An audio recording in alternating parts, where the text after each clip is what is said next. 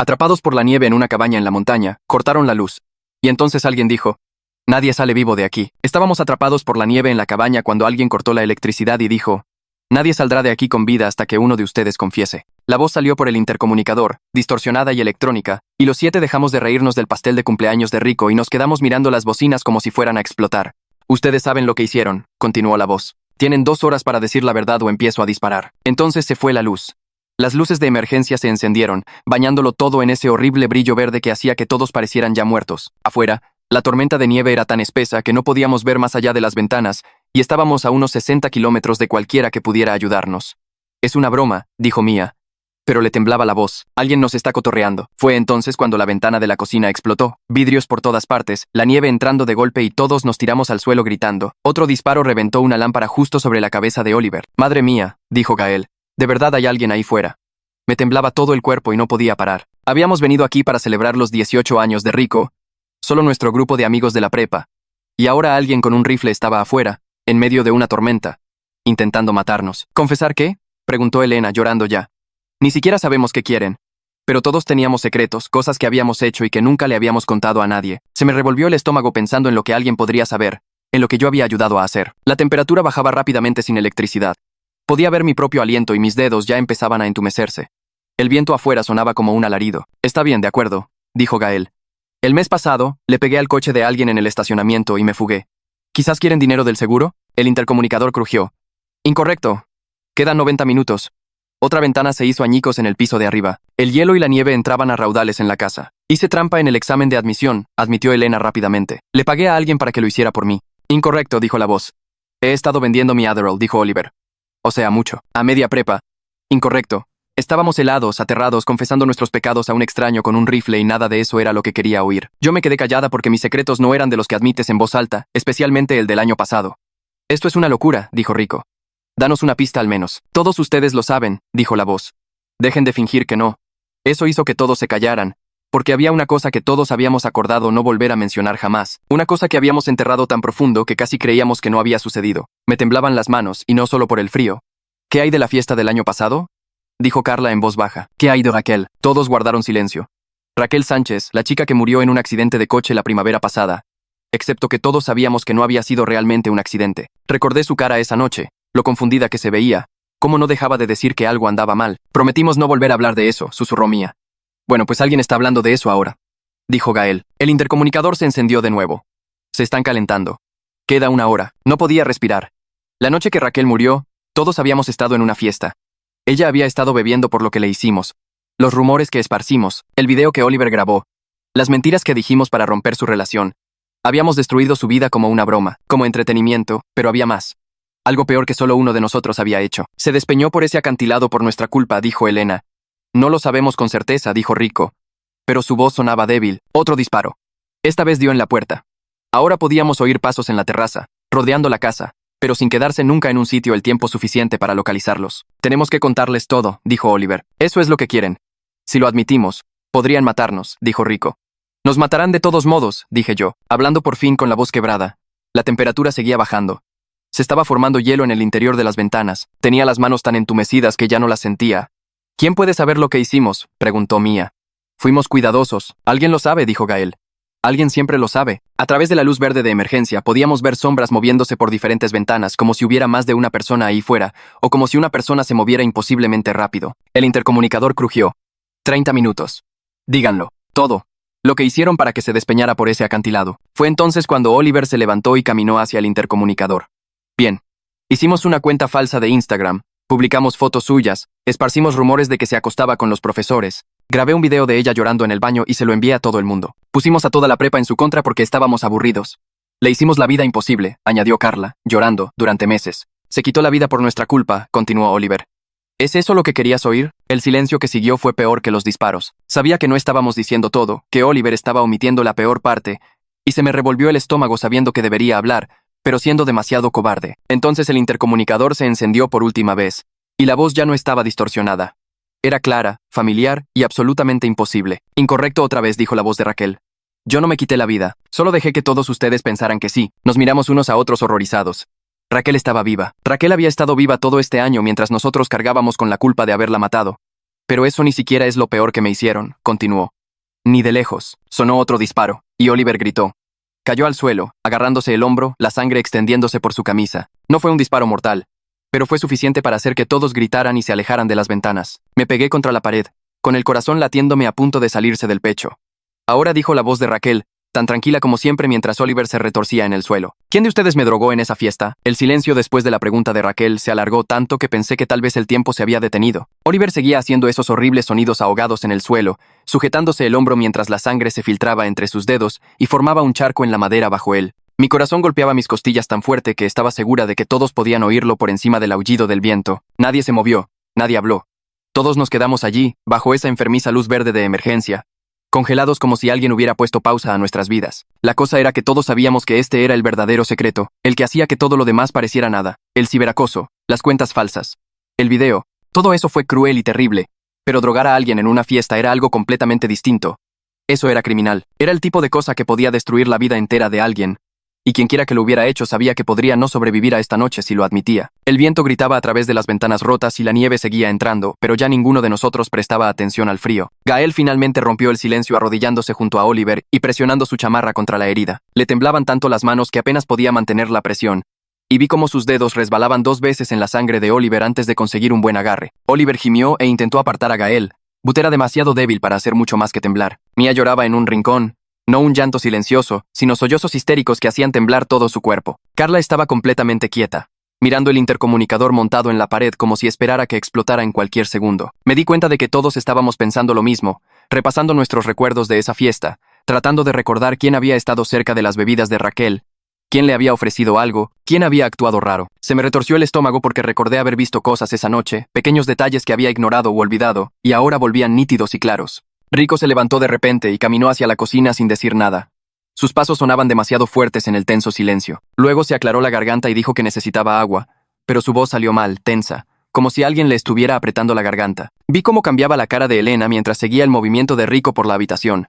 Sus ojos se abrieron de par en par y su boca se entreabrió un poco, y pude verla atando cabos en su cabeza. Me miró con esa pregunta en los ojos que hizo que mi estómago cayera hasta los pies. Sabía lo que estaba preguntando sin palabras.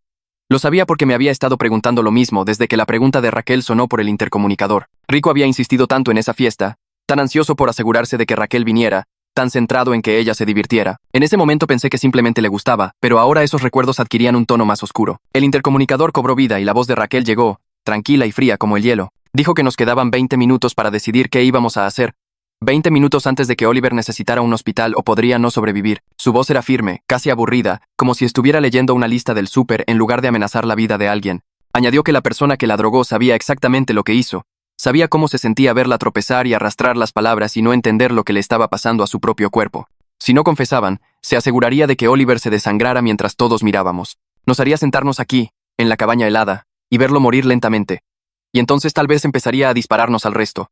Uno por uno. Hasta que alguien finalmente dijera la verdad. El intercomunicador se apagó, y el silencio que siguió se sintió más pesado que antes, presionándonos a todos como un peso físico. Gael se levantó de un salto y empezó a gritarle al intercomunicador que esto era una completa locura. Gritó que solo éramos unos chamacos estúpidos que cometían errores, que no sabíamos lo que hacíamos, que mantenernos de rehenes y dispararle a la gente no iba a arreglar nada. Su voz se quebró en la última palabra, y pude oír lo asustado que estaba debajo de la ira. La risa de Raquel salió por las bocinas, amarga y lo suficientemente aguda como para cortar. Dijo que drogar a alguien no era un error, era un crimen, y que ella no era una niña cuando le pasó. Así que ¿por qué deberíamos nosotros usar esa excusa? Su voz se endureció mientras nos decía que tenía cada mensaje de texto que habíamos enviado sobre ella, cada publicación en redes sociales, cada foto, cada video. Había estado recopilando pruebas durante un año mientras todos pensábamos que estaba muerta. Tenía pruebas de todo lo que hicimos, y si no le dábamos lo que quería esta noche, se aseguraría de que cada trozo de esa evidencia llegara a la policía, a la prepa, a nuestros padres y a cualquiera que quisiera escuchar. Me obligué a moverme hacia Oliver porque nadie más estaba haciendo nada útil. Sentía las piernas como si fueran de concreto, pero las hice funcionar de todos modos. Gael retrocedió para darme espacio, y de cerca pude ver que la bala había atravesado la parte carnosa del hombro de Oliver, por delante y por detrás. Había tanta sangre, mucha más de la que esperaba, y seguía saliendo incluso con la chamarra de Gael presionándola. Oliver no se estaba muriendo en este preciso segundo, pero estaba perdiendo sangre rápidamente y su rostro se había vuelto grisáceo bajo la luz verde de emergencia. Cuando me miró, sus ojos estaban llenos de terror y dolor, lo que hizo que me doliera el pecho. Pensé en confesarlo todo en ese momento, en decirle a Raquel lo que había visto en la fiesta, solo para terminar esta pesadilla y conseguirle ayuda a Oliver. Pero la palabra se atascó en mi garganta porque era demasiado cobarde para enfrentar lo que vendría después. Rico regresó de la cocina sosteniendo un vaso de agua con ambas manos para evitar que se derramara. Sus manos no dejaban de temblar y el agua se desbordaba por el borde cayendo al suelo. No miraba a nadie, solo mantenía la vista fija en el vaso como si fuera la cosa más interesante del mundo. Carla dio un paso hacia él y le preguntó si estaba bien.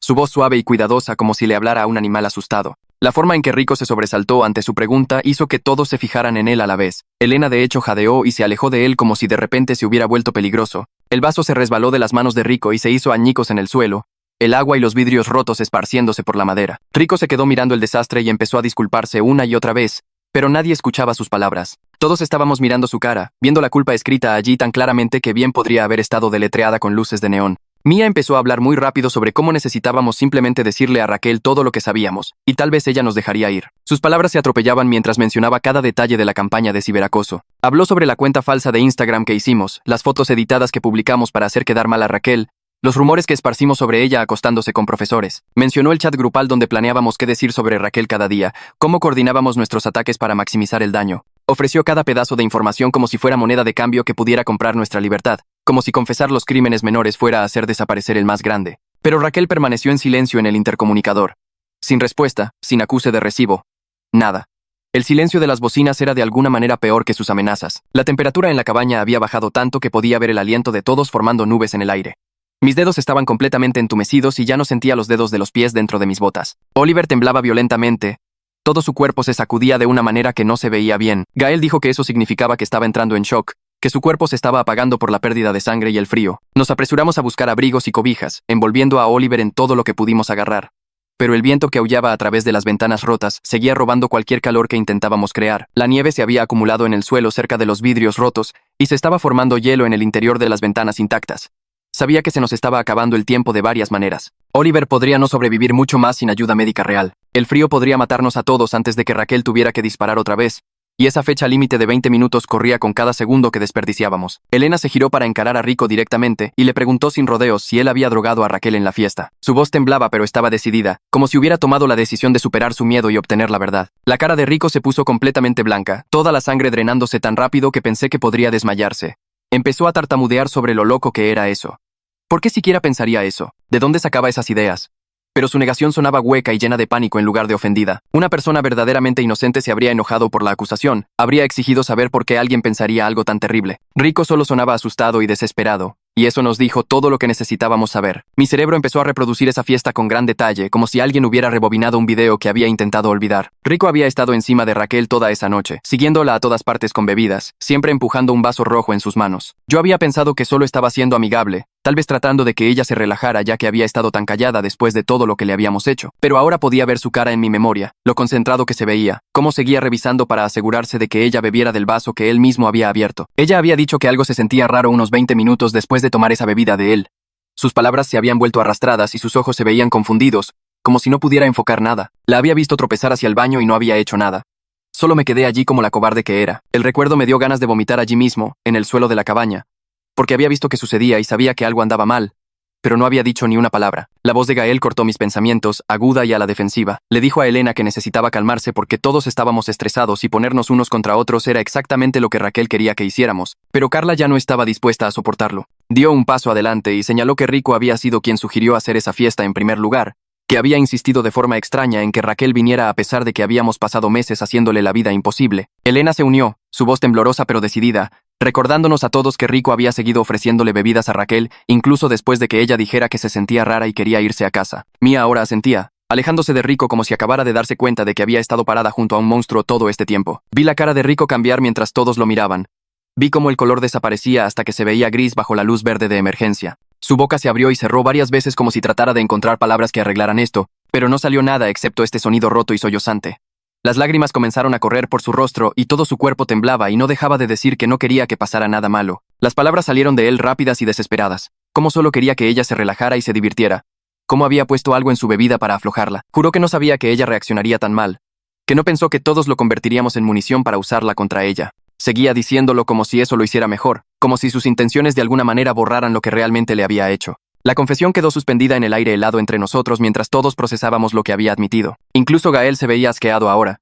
su rostro torcido por el disgusto mientras miraba a Rico como si nunca lo hubiera visto antes. Elena empezó a gritar, su voz aguda e histérica, gritando sobre cómo drogar a alguien es un comportamiento de violación, incluso si no la agredes físicamente. Lloraba y gritaba al mismo tiempo, preguntándole a Rico si entendía lo que había hecho, si tenía idea de lo que esa droga le había hecho a la capacidad de Raquel para consentir o protegerse. Mia se alejó de Rico rápidamente, pegándose contra la pared como si él pudiera contaminarla si se acercaba demasiado. Podía sentir a todo nuestro grupo de amigos desmoronándose en tiempo real, todos los lazos que habíamos construido durante años simplemente rompiéndose como ramas congeladas bajo demasiado peso. El intercomunicador crujió y la voz de Raquel se escuchó, tranquila pero de alguna manera más aterradora que cuando había estado gritando. Le agradeció a Rico por decir finalmente la verdad, su voz goteando una amarga satisfacción. Luego comenzó a describir en detalle lo que había sucedido después de que él la drogó, cómo se sintió desconectada de su propio cuerpo, como si se estuviera mirando desde lejos. Habló de cómo no podía pensar con claridad ni tomar decisiones, cómo todo se sentía borroso y mal, pero no podía articular lo que le estaba sucediendo.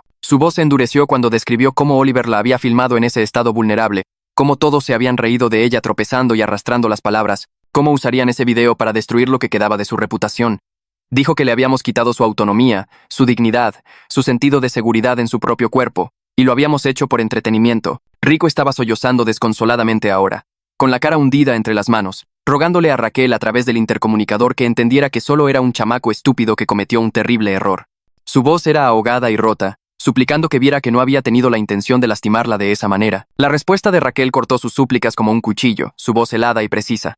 Le preguntó si él pensaba que ella era solo una chamaca estúpida que merecía ser drogada y humillada y llevada al borde del suicidio. Preguntó si el hecho de que él fuera joven y estúpido de alguna manera hacía que su sufrimiento fuera menos real, si su arrepentimiento ahora borraba el año que ella pasó recuperándose de lo que él le había hecho. El silencio que siguió fue peor que cualquier respuesta, solo el sonido de Rico sollozando y el viento aullando a través de las ventanas rotas. Oliver gimió desde su posición en el suelo, su rostro pálido y sudoroso a pesar del frío.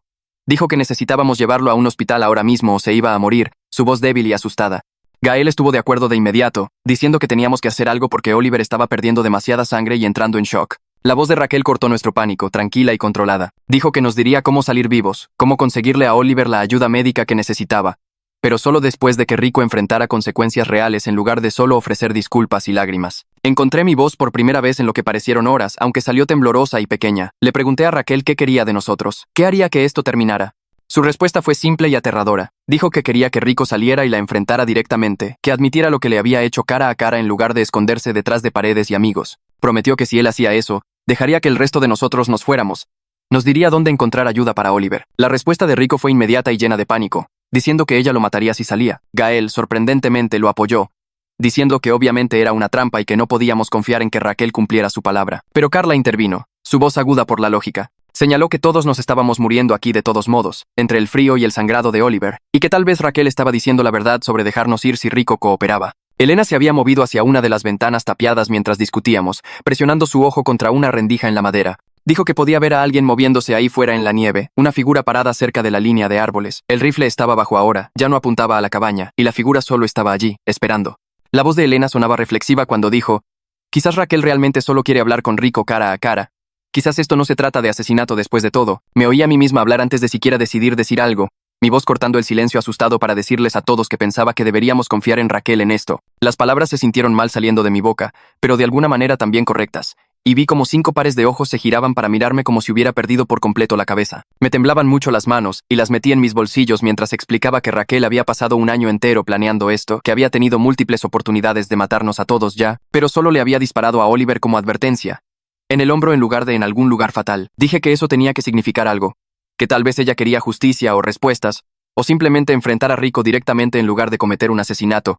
Y mi voz se hizo más fuerte mientras seguía hablando, aunque parte de mí no podía creer que estuviera defendiendo a la persona que nos había estado disparando. Gael respondió de inmediato que estaba siendo completamente ingenua y que Raquel obviamente estaba inestable después de todo lo que le hicimos, pero lo interrumpí, y señalé que nosotros fuimos quienes destruimos su vida a propósito, quienes esparcimos mentiras y la filmamos llorando e hicimos cuentas falsas para arruinar su reputación porque estábamos aburridos. Dije que tal vez Raquel merecía enfrentar a Rico y decirle todo lo que necesitaba decir, y tal vez nosotros merecíamos presenciarlo en lugar de fingir que no habíamos participado todos en destruirla, y las palabras salieron duras y enojadas porque finalmente estaba admitiendo en voz alta lo que realmente habíamos hecho. La cara de Gael se puso roja y comenzó a gritarme algo de vuelta, pero la voz de Mia lo interrumpió, baja y temblorosa, diciendo que estaba de acuerdo conmigo. Todos se giraron para mirarla en shock mientras se abrazaba a sí misma y admitía que había estado cargando con la culpa por lo de Raquel durante todo un año, que la había estado carcomiendo viva todos los días, y que ya no podía seguir fingiendo que no había sucedido. Carla empezó a llorar y dijo que a ella le pasaba lo mismo, que seguía teniendo pesadillas con la cara de Raquel en ese video que Oliver tomó,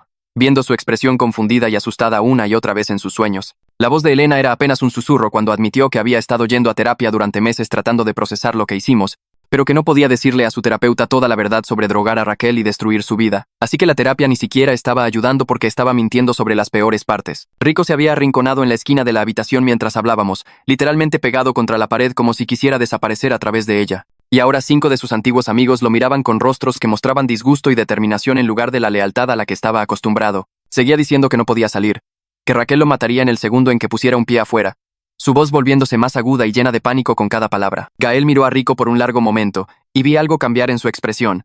Alguna pieza final de lealtad rompiéndose. Gael le dijo a Rico que tal vez merecía lo que fuera que Raquel tuviera planeado después de lo que hizo, y las palabras quedaron suspendidas en el aire helado mientras la cara de Rico se desmoronaba. El intercomunicador cobró vida, y la voz de Raquel se escuchó, tranquila y controlada, dándonos exactamente 10 minutos para tomar nuestra decisión.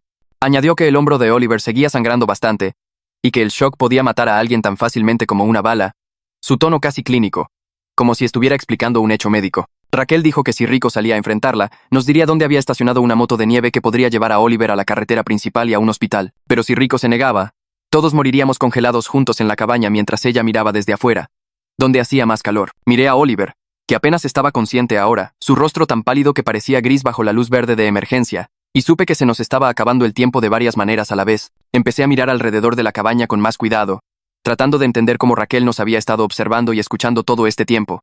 Y fue entonces cuando noté algo raro en el detector de humo en el techo. Arrastré una silla.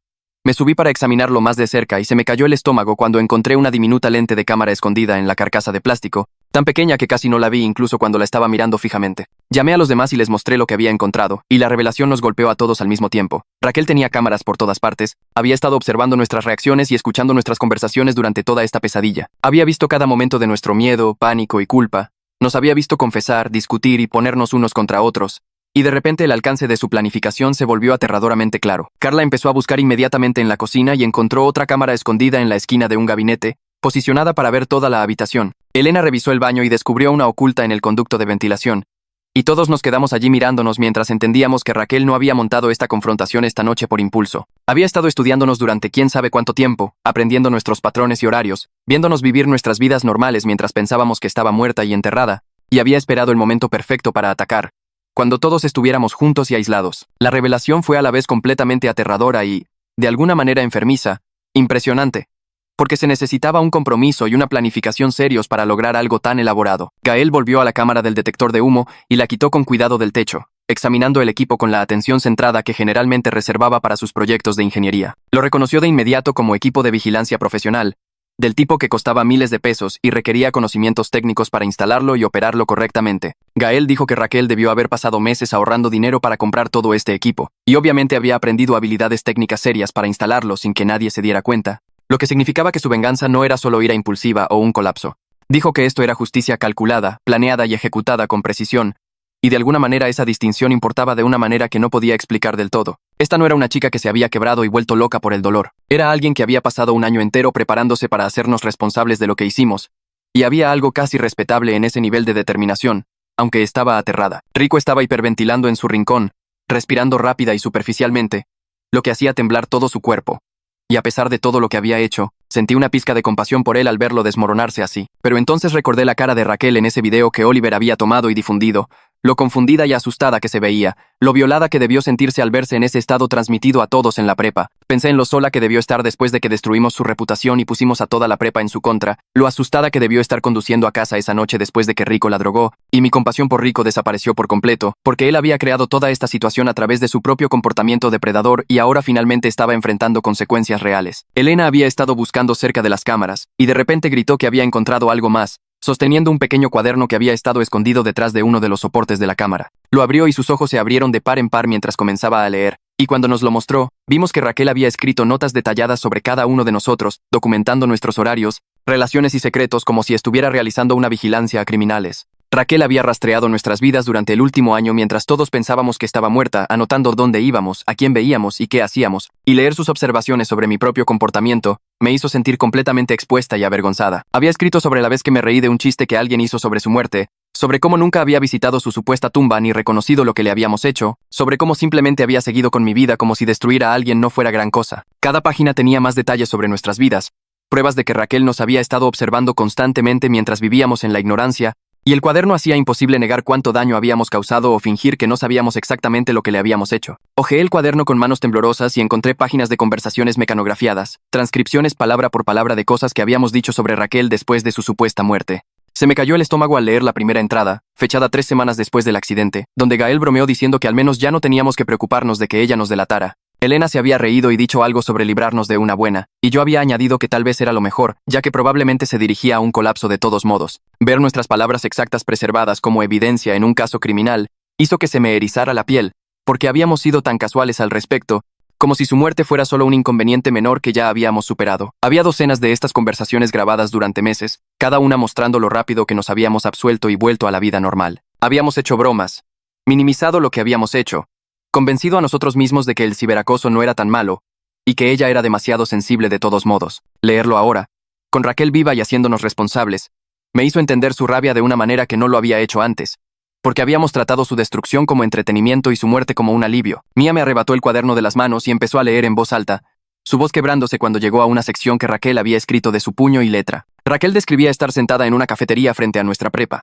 viendo a Oliver salir con su carta de aceptación para el TEC de Monterrey, la beca que pagaría todo, y sentir una ira tan intensa que tuvo que irse antes de hacer algo violento. Escribió sobre cómo Oliver podía celebrar su futuro mientras ella vivía bajo un nombre falso en otro estado, cómo él podía seguir adelante con su vida mientras ella tenía que reconstruir todo desde cero. La entrada detallaba cómo Raquel había pasado 6 meses trabajando en empleos de salario mínimo para ahorrar dinero para su plan de venganza, cómo había aprendido por sí misma técnicas de vigilancia y estudiado cada uno de nuestros horarios, cómo había rastreado nuestras publicaciones en redes sociales sobre fiestas y logros mientras ella vivía escondida. La voz de Mía se volvió más queda mientras leía la observación de Raquel, de que todos habíamos continuado como si su destrucción fuera algo menor que ya habíamos olvidado, que ninguno de nosotros había perdido el sueño, oportunidades o futuros por lo que le habíamos hecho. Las palabras golpeaban diferente al oírlas en voz alta, porque hacían imposible fingir que no sabíamos exactamente cuánto daño habíamos causado. Recuperé el cuaderno y encontré la sección con mi nombre en la parte superior, y mis manos comenzaron a temblar peor mientras leía lo que Raquel había escrito sobre mí específicamente. Había documentado cada vez que me había visto durante el último año, señalando que nunca visité su tumba ni mencioné su nombre en público. Escribió que yo me había quedado mirando mientras todo le sucedía, que mi silencio había dado permiso para la crueldad de todos los demás, que la participación pasiva seguía siendo participación en su destrucción. Había un párrafo entero sobre cómo me había visto reír de un chiste que alguien hizo sobre su muerte en una fiesta el mes pasado, cómo había sonreído y seguido con la conversación como si ella nunca hubiera existido. Raquel escribió que reservaba un desprecio especial para gente como yo, que fingía ser buena mientras permitía el mal, que se decía a sí misma que no era responsable porque no participaba activamente. Leer su análisis de mi carácter me dio ganas de vomitar, porque tenía razón en todo. Y yo había pasado un año mintiéndome a mí misma sobre mi papel y lo que le pasó a ella. Ella había visto a través de todas mis excusas y autojustificaciones, y tenerlo escrito en blanco y negro hacía imposible esconderse de lo que realmente había sido. El intercomunicador cobró vida, y la voz de Raquel cortó el aire helado, tranquila y final. Dijo que nos quedaban 5 minutos para tomar una decisión, y pude oír en su tono que ya se había cansado de esperar a que hiciéramos lo correcto. Miré a Oliver, que apenas estaba consciente, su rostro gris y sus labios volviéndose azules por la pérdida de sangre y el frío. Gael lloraba abiertamente mientras presionaba su chamarra contra el hombro de Oliver, rogándole que se mantuviera despierto, pero los ojos de Oliver seguían poniéndose en blanco. El charco de sangre en el suelo se había extendido más, y supe que se nos estaba acabando el tiempo de varias maneras, porque incluso si Raquel nos dejaba ir ahora, Oliver podría no sobrevivir al viaje a un hospital. Carla temblaba tanto que le castañeteaban los dientes, y Elena se había envuelto en cobijas pero aún se veía congelada. La temperatura en la cabaña había bajado tanto que se estaba formando hielo en las paredes interiores, y el viento que aullaba a través de las ventanas rotas sonaba como un alarido. Me levanté y caminé directo hacia Rico, que seguía acurrucado en el rincón tratando de hacerse invisible. Lo miré a los ojos y le dije que tenía que salir y enfrentar lo que le había hecho a Raquel, que tenía que dejar de esconderse y empezar a asumir la responsabilidad. Rico me miró con absoluta traición en su rostro, como si acabara de apuñalarlo por la espalda, y preguntó cómo podía hacerle esto después de todo lo que habíamos pasado juntos. No retrocedí, aunque mi voz temblaba, y dije que alguien necesitaba dejar de protegerlo y empezar a proteger a todos los demás, incluida Raquel, que nunca obtuvo protección de ninguno de nosotros cuando la necesitó. Rico intentó argumentar que salir era un suicidio, y que básicamente lo estaba matando, pero señalé a Oliver sangrando en el suelo, y dije que Rico ya había creado una víctima esta noche, y no iba a dejar que creara más. La mirada en el rostro de Rico pasó de la traición al miedo puro, y comenzó a retroceder más hacia el rincón como un animal atrapado. Carla se levantó y se puso a mi lado, bloqueando físicamente la ruta de escape de Rico del rincón. Elena se unió a nosotras un segundo después, y luego Mía también se levantó, las tres formando un muro entre Rico y el resto de la habitación. Gael pareció dividido por un momento, mirando entre Rico y Oliver. Pero luego finalmente asintió y dijo que Rico necesitaba hacer lo correcto por una vez en su vida. Los ojos de Rico se abrieron de par en par al darse cuenta de que sus 5 amigos estaban unidos contra él, que estaba completamente solo en su negativa a enfrentar las consecuencias. Empezó a llorar más fuerte y a preguntar por qué nos estábamos volviendo contra él, recordándonos que todos habíamos estado involucrados en lo que le pasó a Raquel. Pero Carla dijo que lo que hizo Rico era diferente, que drogar a alguien era un crimen que podría haber terminado en violación o muerte, y que el resto de nosotros no habíamos cruzado esa línea, aunque también habíamos hecho cosas terribles. Rico cambió de táctica y comenzó a negociar desesperadamente, diciendo que confesaría todo a la policía si simplemente no lo hacíamos salir. Prometió que aceptaría cualquier consecuencia legal que viniera, que se declararía culpable e iría a la cárcel si eso era lo que se necesitaba, siempre y cuando lo mantuviéramos a salvo de Raquel. Su voz era aguda y llena de pánico, y seguía diciendo que Raquel lo mataría en el segundo en que saliera, que esto era solo venganza disfrazada de justicia. Pero la voz de Raquel se escuchó por el intercomunicador, interrumpiéndolo, diciendo que no confiaba en el sistema legal que le había fallado antes cuando intentó denunciar el ciberacoso. Dijo que necesitaba mirar a Rico a los ojos cuando admitiera lo que había hecho,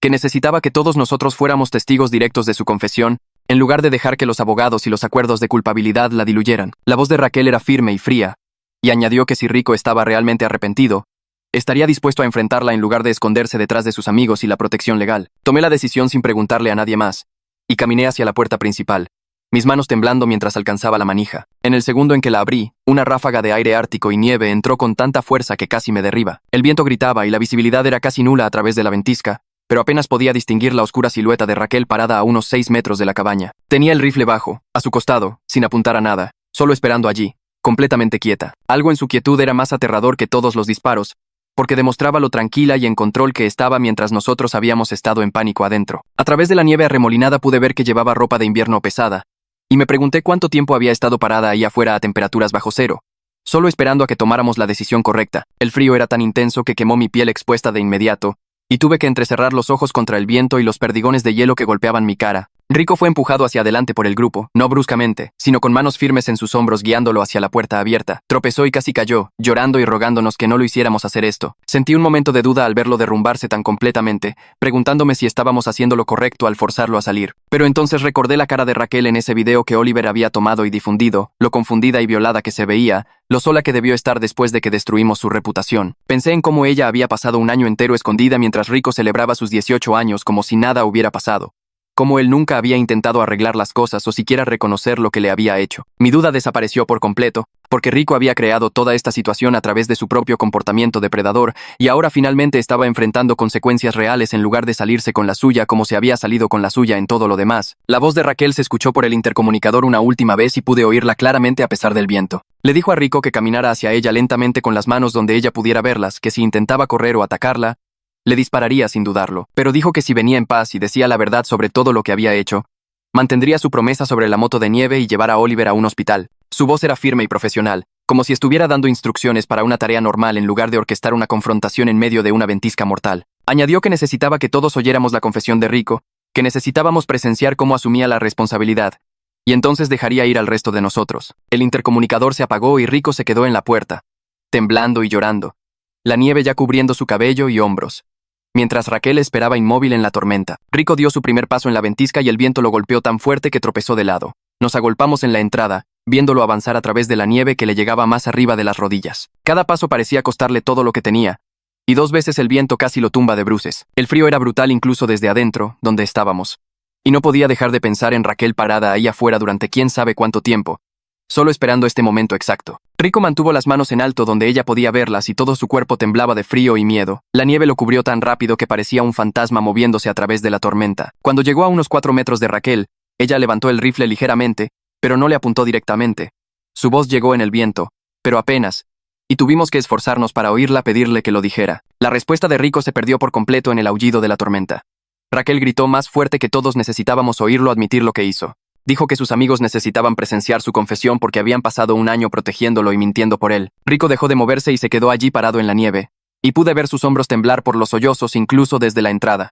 Raquel le gritó que lo dijera lo suficientemente alto para que todos lo oyeran. La voz de Rico finalmente nos llegó, rota y sollozante. Admitió que drogó la bebida de Raquel en la fiesta. Dijo que puso Rohypnol en su vodka con arándano porque quería que ella fuera más divertida y menos tensa. Oírlo decirlo en voz alta con tanta crueldad casual, como si estuviera hablando de cambiar la lista de reproducción de alguien, hizo que Elena jadeara a mi lado. Mia empezó a llorar de nuevo e incluso Gael se veía asqueado. Las palabras quedaron suspendidas en el aire helado y sentí que se me revolvía el estómago porque yo sabía que algo andaba mal esa noche, pero me había quedado callada. Raquel le preguntó a Rico si entendía que lo que hizo fue violación por incapacitación, aunque él mismo no la agredió físicamente. Su voz era firme y fría, y dijo que él la dejó incapaz de consentir o protegerse. Dijo que sus amigos luego la filmaron, se burlaron de ella y destruyeron su reputación mientras ella todavía intentaba entender qué le había pasado a su cuerpo y a su mente. El viento amainó lo suficiente como para que oyéramos la respuesta de Rico. Dijo que sí, que ahora lo entendía y que lo sentía. La risa de Raquel fue amarga y se escuchó claramente a través de la tormenta.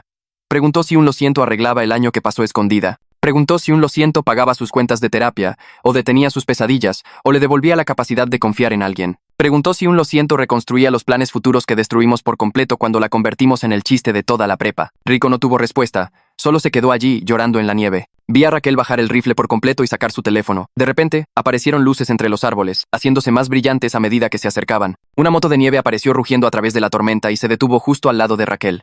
Una figura con ropa de invierno pesada se bajó, pero mantuvo el motor en marcha. Todos nos dimos cuenta en el mismo momento de que Raquel había tenido ayuda todo este tiempo. Alguien creyó su historia lo suficiente como para ayudarla en todo este plan de venganza. El cómplice se paró junto a Raquel como un guardaespaldas, y me pregunté quién era y cuánto sabía sobre lo que hicimos. Raquel le dijo a Rico que subiera a la moto de nieve con su cómplice. Dijo que lo llevarían a la carretera principal, donde la policía ya estaba esperando. Dijo que los llamó hace horas y les contó todo. Dijo que Rico sería arrestado por drogarla y que todos seríamos interrogados sobre la campaña de ciberacoso. Dijo que finalmente habría consecuencias reales, en lugar de solo culpa y miedo. El cómplice ayudó a Rico a subir a la moto de nieve, y él no luchó ni intentó correr. Simplemente se subió como si estuviera en shock, y tal vez lo estaba. Raquel se giró para mirar hacia la cabaña, donde todos observábamos desde la entrada. Gritó que había una segunda moto de nieve escondida detrás del cobertizo, con las llaves en el encendido. Dijo que necesitábamos llevar a Oliver al hospital de inmediato, antes de que se desangrara. Luego se subió detrás de Rico, y la moto de nieve arrancó hacia la ventisca, en dirección a la carretera. Observamos hasta que las luces desaparecieron por completo en la tormenta blanca. Durante unos segundos nadie se movió. Todos estábamos procesando lo que acababa de suceder. Entonces Gael reaccionó y me agarró del brazo. Corrimos alrededor hacia el cobertizo, luchando contra la nieve que nos llegaba a la cintura en algunos lugares. La puerta del cobertizo estaba congelada, y tuvimos que jalar ambos para abrirla. Adentro, encontramos la moto de nieve exactamente donde Raquel dijo que estaría. Las llaves colgaban del encendido y había cascos y guantes extra apilados en el asiento. Corrimos de regreso a la cabaña donde Elena y Carla ya estaban tratando de preparar a Oliver para moverlo. Apenas estaba consciente y su rostro estaba gris.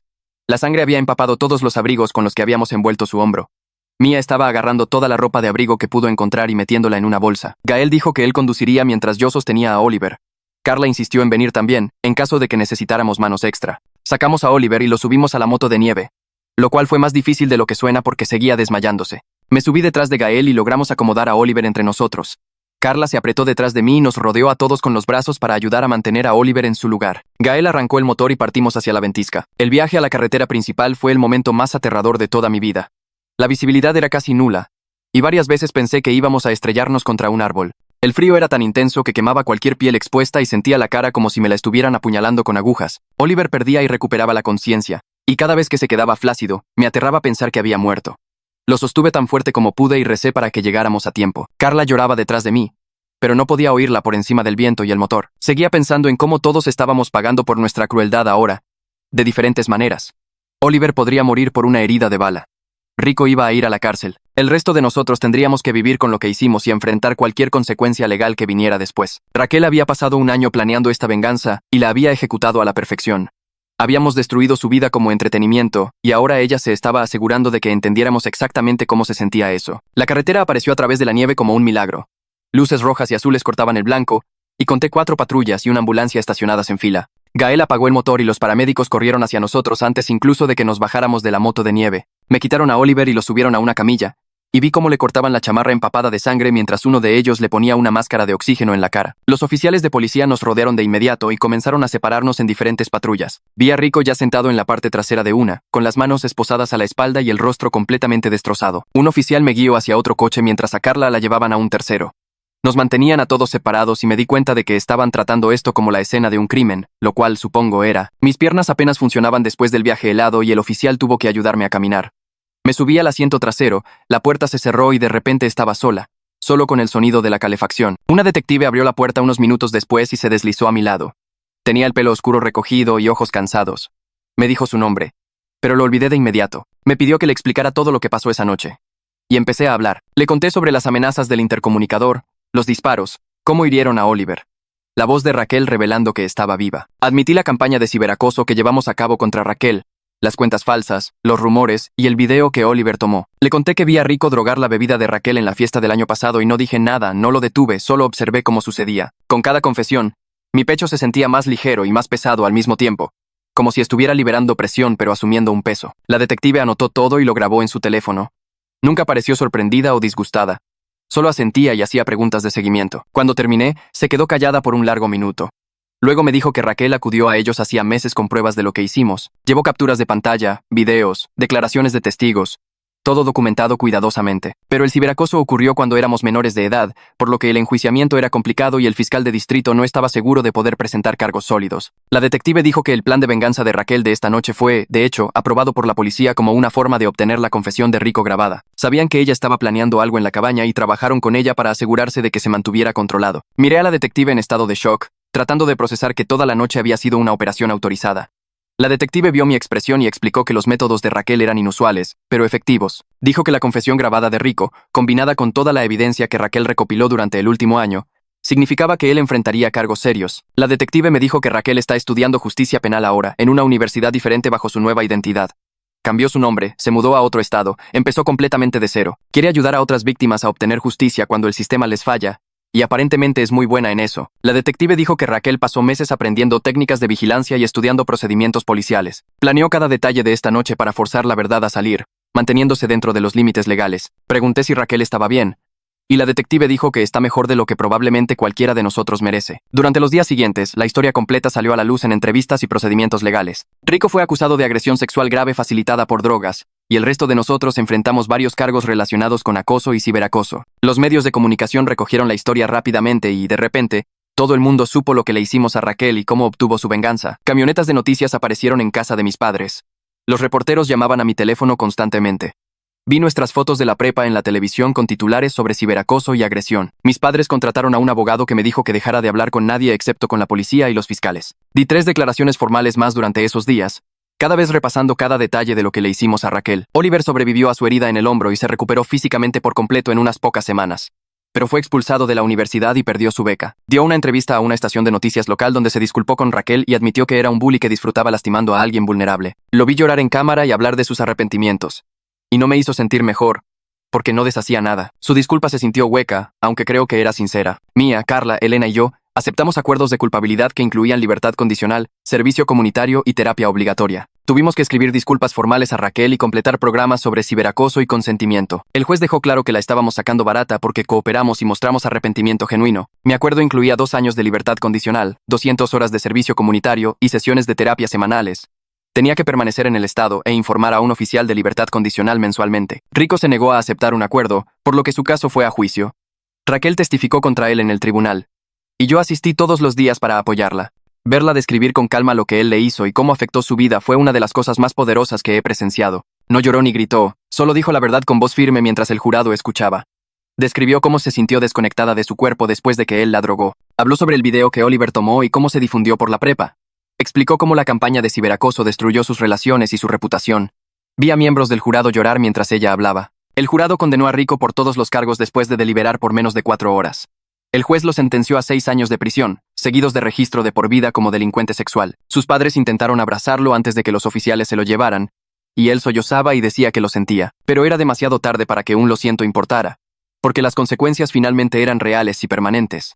Lo vi desaparecer esposado por las puertas de la sala del tribunal. 3 meses después de todo, obtuve permiso a través de mi abogado para escribirle una carta a Raquel. Pasé semanas trabajando en ella con mi terapeuta. Escribí borrador tras borrador, tratando de encontrar las palabras correctas. No pedí perdón, porque no lo merezco. Le dije que ahora entendía lo que le hicimos. Le expliqué que estoy pasando el resto de mi vida tratando de ser mejor que la persona que la lastimó. Envié la carta y no esperaba respuesta. 2 semanas después, llegó un sobre con el remitente de Raquel. y mis manos temblaban tanto que casi no podía abrirlo. Su letra era pulcra y cuidadosa en papel rayado, y me senté en el suelo de mi departamento leyendo sus palabras una y otra vez. Escribió que no nos perdona, y probablemente nunca lo hará, pero que aprecia que estemos enfrentando consecuencias reales e intentando cambiar en lugar de poner excusas. Dijo que espera que usemos lo que pasó para ayudar a otras personas a evitar convertirse en bullies o quedarse de brazos cruzados mientras ocurre el acoso, y que tal vez algo bueno pueda salir de todo el dolor si realmente nos comprometemos a ser mejores. Sus palabras golpearon más fuerte que cualquier cosa que dijo el juez, porque eran honestas y reales. Y guardé la carta en el cajón de mi escritorio, donde pudiera verla todos los días. Al mes siguiente, empecé como voluntaria en una organización que envía oradores a las prepas para hablar sobre el acoso y sus efectos. Mi primera charla fue en una escuela a 1 hora de distancia, y me paré frente a 30 estudiantes de segundo año sintiendo que iba a vomitar. Les conté todo sobre lo que le hicimos a Raquel, cómo creamos cuentas falsas y esparcimos rumores y la filmamos llorando, y cómo uno de nosotros la drogó en una fiesta. Les expliqué que yo vi todo suceder y no hice nada porque tenía miedo de perder a mis amigos y que mi cobardía ayudó a destruir la vida de alguien. Algunos estudiantes parecían aburridos o revisaban sus teléfonos, pero otros realmente escucharon. Y una chica se acercó después y me dijo que su grupo de amigas estaba haciendo cosas similares a alguien. Dijo que escuchar mi historia la hizo darse cuenta de que necesitaba detenerlo antes de que fuera demasiado lejos, y le di recursos sobre cómo ayudar a su amiga y denunciar el acoso. Esas charlas se convirtieron en algo habitual, 2 veces al mes en diferentes escuelas, y cada una era difícil y vergonzosa, pero necesaria. Me obligué a ser completamente honesta sobre ser una cobarde que permitió la crueldad, y vi a algunos estudiantes tomar notas y hacer preguntas sobre cómo intervenir cuando ven que ocurre el acoso. Gael y yo empezamos a vernos una vez al mes en una cafetería a medio camino entre nuestras universidades, ambos tratando de reconstruir nuestras vidas mientras cargábamos con el peso de lo que hicimos. Nuestra primera reunión fue incómoda y silenciosa, ninguno de los dos seguro de qué decir, pero finalmente empezamos a hablar honestamente sobre nuestra culpa y nuestros esfuerzos por hacer las cosas bien. Me contó sobre su servicio comunitario trabajando con jóvenes en riesgo y yo le conté sobre mis charlas, y comparamos notas sobre nuestras sesiones de terapia. Tener a alguien que entendía lo que habíamos hecho y que también estaba tratando de cambiar, ayudó de una manera que nada más podía, aunque ambos sabíamos que nada borraría nuestro pasado ni nos limpiaría de verdad. Verificábamos el progreso del otro, nos asegurábamos de que ninguno estuviera volviendo a viejos patrones, y a veces simplemente nos sentábamos juntos y compartíamos el entendimiento de lo mal que la habíamos regado. Carla me enviaba actualizaciones sobre su trabajo en la universidad y supe que se había convertido en líder en programas de educación sobre el consentimiento. Ayudó a crear talleres sobre prevención de agresiones sexuales e intervención de testigos, convirtiendo su culpa en algo que realmente ayudaba a otros estudiantes. Vi fotos de ella hablando en eventos del campus y capacitando a educadores pares, y me sentí genuinamente orgullosa de cómo había transformado su vergüenza en acción productiva. Todavía luchaba con lo que le hizo a Raquel, me dijo en un mensaje de texto tarde en la noche, pero al menos ahora estaba haciendo algo útil en lugar de solo sentirse mal por eso. Sus programas llegaron a cientos de estudiantes, enseñándoles sobre el consentimiento y cómo apoyar a los sobrevivientes, y pensé en cómo se sentiría Raquel al saber que una de sus atormentadoras ahora estaba protegiendo a otros de un daño similar. Un año después de esa noche en la cabaña, entré a una cafetería cerca del campus y me congelé cuando vi a Raquel sentada en una mesa de la esquina con libros de texto esparcidos a su alrededor. Ella levantó la vista y nuestras miradas se encontraron. Por un segundo pensé en irme, pero ella hizo un pequeño gesto con la cabeza que pareció un permiso para acercarme. Caminé lentamente, con el corazón acelerado, y le pregunté si podía hablar con ella un minuto. Dijo que estaba bien e hizo un gesto hacia la silla vacía. Y tuvimos la conversación más incómoda de mi vida. Le dije que había estado haciendo voluntariado y hablando en escuelas, y ella dijo que había oído al respecto a través de su red de defensores de víctimas. Me dijo que le estaba yendo muy bien en su programa de justicia penal y que planeaba convertirse en defensora de víctimas, trabajando con personas que habían pasado por experiencias similares. Verla fuerte, enfocada y con un propósito me hizo genuinamente feliz, aunque sabía que yo había contribuido a su dolor, y se lo dije en voz alta. Ella asintió y dijo que también estaba agradecida de haber sobrevivido y encontrado una manera de convertir su trauma en algo significativo. Raquel mencionó que había estado trabajando con legisladores en nuevas leyes para fortalecer las protecciones contra el ciberacoso y mejorar las consecuencias para las personas que drogan a otras. Explicó la legislación en detalle, cómo cerraría lagunas legales y crearía mejores sistemas de apoyo para las víctimas. Y escuché su pasión por crear un cambio real que ayudaría a innumerables personas más. Le dije que admiraba su fuerza y que estaba agradecida de que hubiera sobrevivido a lo que le hicimos.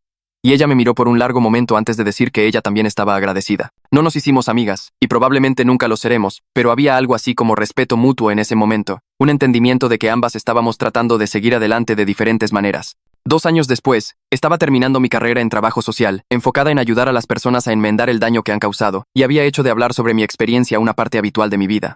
Hablaba en prepas, universidades, centros comunitarios, en cualquier lugar donde la gente quisiera escuchar, siempre siendo completamente honesta sobre mi papel como alguien que se quedó mirando y permitió que sucediera la crueldad. Explicaba cómo los espectadores permiten a los bullies y cómo una persona que habla puede cambiarlo todo, y vi que el mensaje llegaba a audiencias que necesitaban oírlo. Algunas personas me agradecían después, otras me miraban con disgusto, Y yo aceptaba ambas reacciones porque me las merecía. Mis profesores conocían mi historia, y varios de ellos me usaron como caso de estudio en sus clases sobre cambio y responsabilidad. Y yo los dejé. Porque si mis errores podían enseñar a otros algo útil, entonces al menos servían para algo. Una tarde, recibí una invitación por correo electrónico para hablar en la Universidad de Raquel sobre la intervención de testigos en una clase de justicia penal, y el profesor mencionó que la propia Raquel me había recomendado como oradora. Leer esa recomendación se sintió surrealista y aterrador. Saber que tendría que pararme frente a su clase y contar mi historia mientras ella observaba. Llegó el día de la presentación, y me paré al frente de un auditorio con 40 estudiantes mirándome. Y Raquel estaba sentada en la fila de atrás con los brazos cruzados y el rostro neutral. Les conté todo sobre la cabaña, sobre la campaña de ciberacoso, sobre Rico drogando a Raquel, y cómo yo lo vi suceder sin decir nada. Expliqué cómo mi silencio me hizo cómplice de su sufrimiento, y cómo he pasado años desde entonces tratando de entender el impacto de mi cobardía y ayudar a otros a evitar cometer los mismos errores. Los estudiantes hicieron preguntas difíciles sobre por qué no hablé y qué haría diferente. Y respondí honestamente aunque me temblaba la voz. Cuando terminó la clase, Raquel bajó al frente y se paró frente a mí por un momento antes de decir: «Gracias por ser honesta con mis estudiantes». Dijo que necesitaban escuchar a alguien que realmente había fallado como espectadora para que entendieran las consecuencias reales, y yo asentí porque sabía que esto era lo más parecido a algo bueno entre nosotras que jamás tendríamos. Me di cuenta, de pie allí, que eso era lo más cerca de la redención que jamás alcanzaría, y tal vez eso era exactamente lo que merecía. No el perdón ni la absolución, sino solo la oportunidad de ayudar a evitar que otros cometan mis errores.